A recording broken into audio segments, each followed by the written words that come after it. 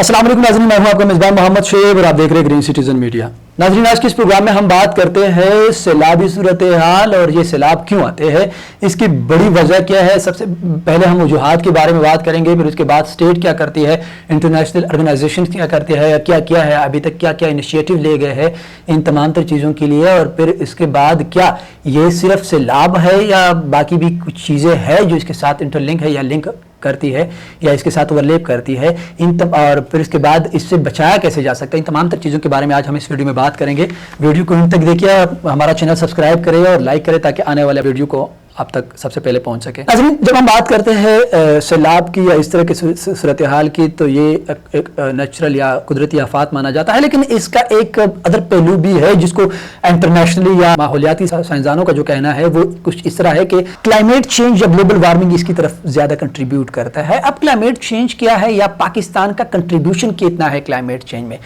तो पाकिस्तान का जो टोटल कंट्रीब्यूशन है वो 1% से भी तकरीबन कम है, लेकिन फिर भी पाकिस्तान लिस्ट करता है top 10 most vulnerable countries toward the climate change.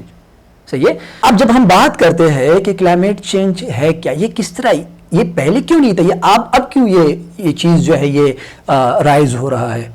तो इसके लिए हमें हिस्ट्री में जाना पड़ेगा क्लाइमेट चेंज के हवाले से या ग्लोबल वार्मिंग के हवाले से, जब इंडस्ट्रियल रिवोल्यूशन या एग्रीकल्चरल रिवोल्यूशन आया था। अच्छा, हुआ यूं कि जब 150 साल पहले यूरोप में या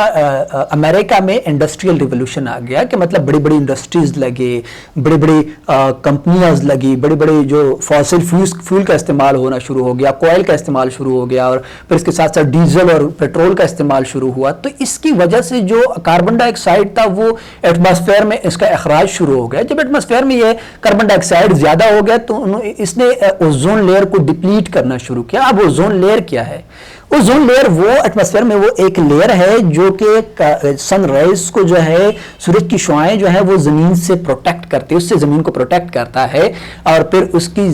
जब ओजोन लेयर डिप्लीट हो जाता है वो उसमें सुराख हो जाते हैं, फिर उसकी वजह से वो डायरेक्टली जमीन को इफेक्ट करता है, जिसकी वजह से जमीन का जो अर्थ का टेम्परेचर है वो ग्रेजुअली इंक्रीज हो जाता है या इंक्रीज होता है। फिर इसकी वजह से न सिर्फ ग्लेशियर्स पिघलते हैं जिसकी वजह से सैलाब आता है, या न सिर्फ बारिश ज्यादा हो जाती है जिससे सैलाब आता है, बल्कि राइजिंग ऑफ सी लेवल भी होता है, जिसमें कोस्टल एरियाज में या समुद्र के साथ जितने भी इलाके हैं, स्पेशली कराची की बात करते हैं या बाकी कंट्रीज में जो कि सैलाब के करीब है, ऑस्ट्रेलिया की हम बात करते हैं, तो ऑस्ट्रेलिया की तकरीबन 90% पॉपुलेशन जो है वो उसके कोस्टल एरिया में लोकेटेड है।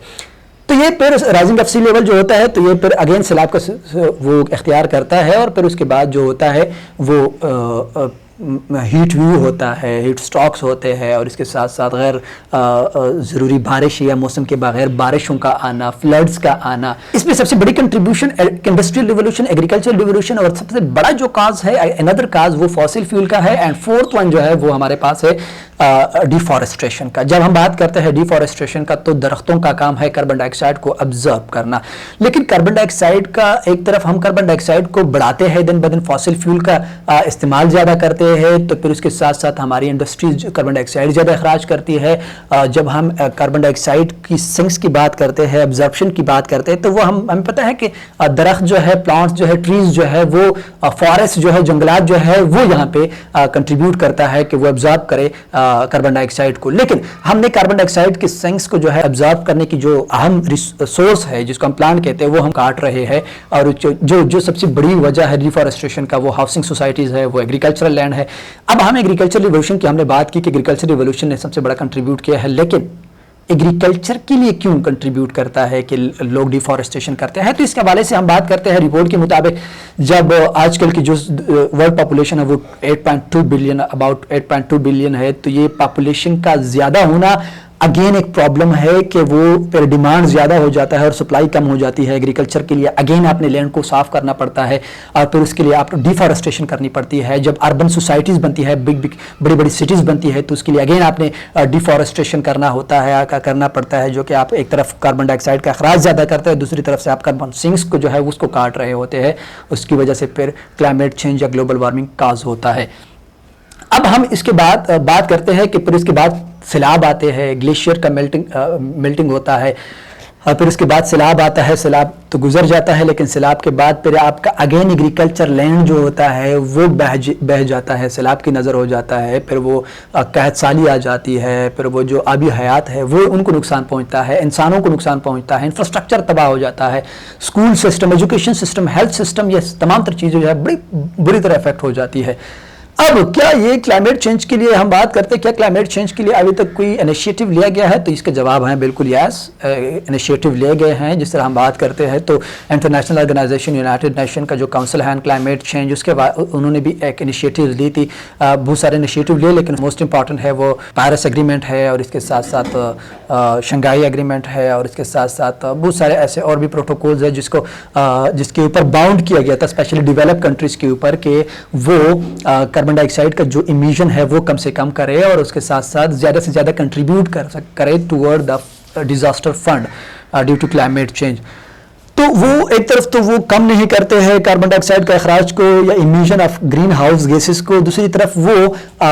فنڈ کا جو ہے وہ پرابلم فیس ہوتا ہے کیونکہ فنڈ جو ہے ڈیولپ کنٹریز جو ہے وہ اتنا زیادہ کنٹریبیوٹ نہیں کرتا ہے toward the funds of disaster management and disaster and after reconstruction after the disaster. دوسری طرف جب ہم بات کرتے ہیں تو وہ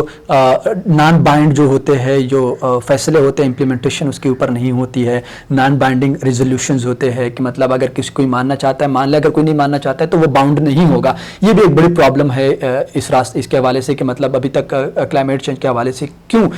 سالڈ جو انیشیٹیو ہے وہ نہیں لیے جاتے ہیں. تیسری جو بڑی ریزن ہے وہ یہ ہے کہ جو مطلب زیادہ تر کنٹریز جو ہے وہ کلائمیٹ چینج کو مانتی ہی نہیں ہے. جس طرح کہ ٹرمپ کا ماننا ہے کہ کلائمیٹ چینج نہیں ہے, یہ مطلب نیچرل چیزیں ہیں, یہ ہوتا ہے, یہ کلائمیٹ چینج جیسی کوئی چیز نہیں ہے. ریسرچ کہتا ہے, میں نہیں کہتا, یہ ٹرمپ کی الفاظ ہے کہ مطلب ایسی کوئی چیز نہیں ہے کلائمیٹ چینج کی طرح, لیکن یہ جو ہے یہ نیچرل چیزیں ہیں, یہ ہوتے رہتے ہیں. اب اس کے حوالے سے کیا ہو سکتا ہے, پاسبلٹی کیا ہے اس حوالے سے کہ مطلب کیا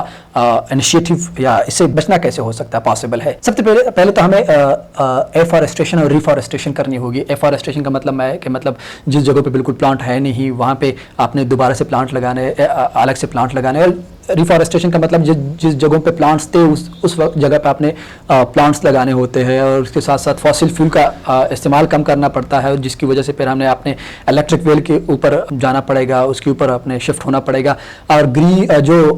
رینیویبل انرجی ریسورسز ہے اس کا آپ نے استعمال کرنا ہوگا, سولر انرجی ریسورسز ہے, ونڈ انرجی ریسورسز ہے, اور اس طرح کی تمام تر چیزوں کو آپ نے یوٹیلائز کرنا ہوگا. اور تیسری سب سے بڑی امپارٹنٹ بات وہ یہ ہے کہ جو بائنڈڈ وہ ہوتے ہیں امپلیمنٹیشن آف ریزولوشنز ہوتے ہیں وہ آپ نے لے کے آنا ہوتا ہے. تیسری طرف نیشنل لیول ڈومیسٹکلی اگر ہم بات کرتے ہیں تو وہ اگین ہم نے اسٹیٹ کو یہ کرنا ہوگا کہ مطلب وہ کالر جو ہوتے ہیں ان کو انفلوئنسر جو ہوتے ہیں ان کے ذریعے لوگوں کو انفارم کیا جا سکے. نوجوانوں میں یہ اپروچ لانا ہوگا کہ مطلب کلائمیٹ چینج ایک گلوبل تھریٹ ہے, ایک گلوبل ایشو ہے, اور اس کو سمجھانا ہوگا, لوگوں کو سمجھنا ہوگا اس کے تھریٹس کو, اس کے نقصانات کو. پھر اس کے بعد کریکولم کا حصہ بنانا ہوگا کہ مطلب کریکولم کا ایک حصہ بنے کہ کلائمیٹ چینج ہے کیا, گلوبل وارمنگ ہے کیا, کس طرح نقصان دہ ہے. اور ان تمام تر چیزوں کے بعد پھر آپ نے